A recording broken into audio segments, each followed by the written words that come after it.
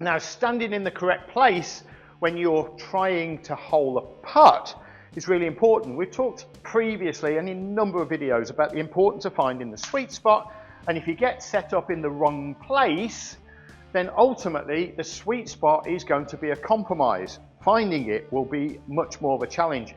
Andy Gorman-ThePASS, the putt and short game specialist, helping you find the sweet spot more often in this video, and how to set up in the optimum way, which will help you control the club by using your hands and arms and your posture.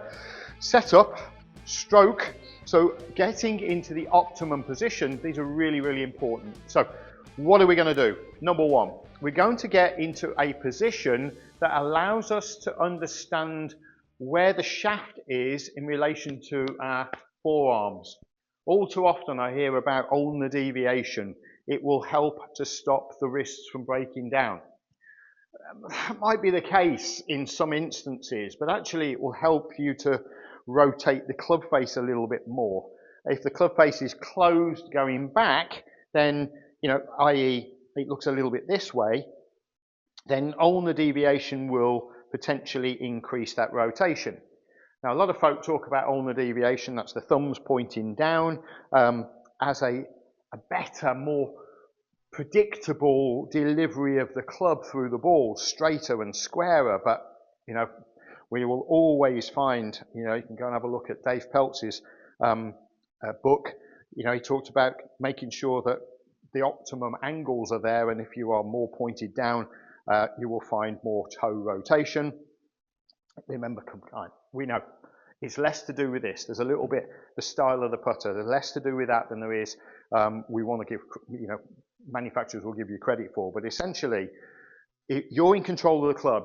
You are the one that's in control of the movement of the club, the body, the arms, etc. So we need to get into optimum positions. In the optimum position, we are looking for the shaft plane to point up the forearms, but not the upper forearm, not up here.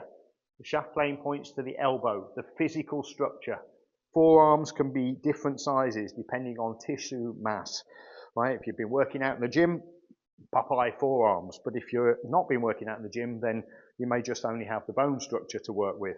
Use the bone structure, it's the constant, it will never change. So shaft plane up to elbow, as you can see from this angle here, there's the position. Now when we're setting up, we want to make sure that the shaft plane is also parallel and in line with the elbow from here. But notice that the putter's down on the ground, or pointing down towards the ground here.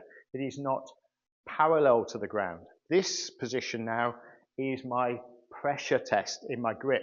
So when I've got both hands on the club, when I'm doing this level with ground pressure test on the grip, it needs to be a little higher. As you can see now, the shaft plane is pointing up towards my elbow. The lines will point that out to you. And essentially from there, what we're now knowing is that our grip pressure is a constant. This is our 5.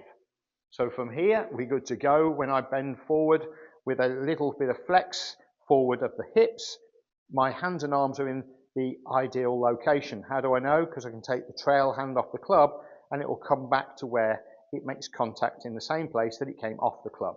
When I swing from side to side now, it's also swinging from side to side in that same position.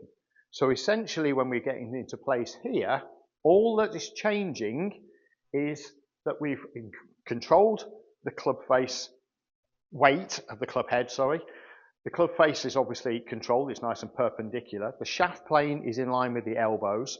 The forearms are nice and square, they're parallel to the ground as well. And then when I tip forward and allow my arms to hang, the putter meets the ground in the optimum position. And how do I know that? I can take the trail hand off the club and know that it will just come back to the side and make contact with the golf ball from there.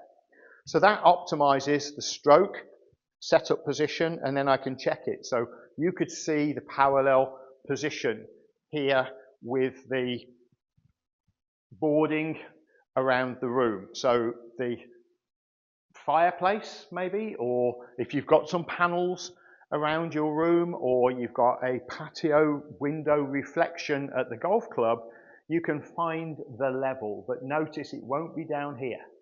Now that comes back into a position where the hands are much lower The shaft plane is pointing more towards my hip bone rather than my elbow. The forearms are not in plane with the shaft. So it's important to do that, and then notice that the elbows are not tucked into the body, they're just out very lightly, so that in this position here, the elbow is directly under the shoulder so that it will return from side to side the same as the putter movement, and we can optimize our stroke from there. So these are really significant fundamentals to allow us to get into optimum positions. If my adjustments are not quite right, when I bend down, not quite in the optimum position, there we go, we know it is, arms from side to side from there, make that stroke back and forward, nice roll on that one, and into the center of the hole. So it's a checkpoint, it's a constant, so it's a feel that you can get into, a position that you can get into, and you will be able to lock yourself in. It's a great way to make sure that your grip pressures are constant, your arm location, shaft plane is constant. You can't lose on this one. Give it a try. I look forward to catching up with you next time. Thanks for watching.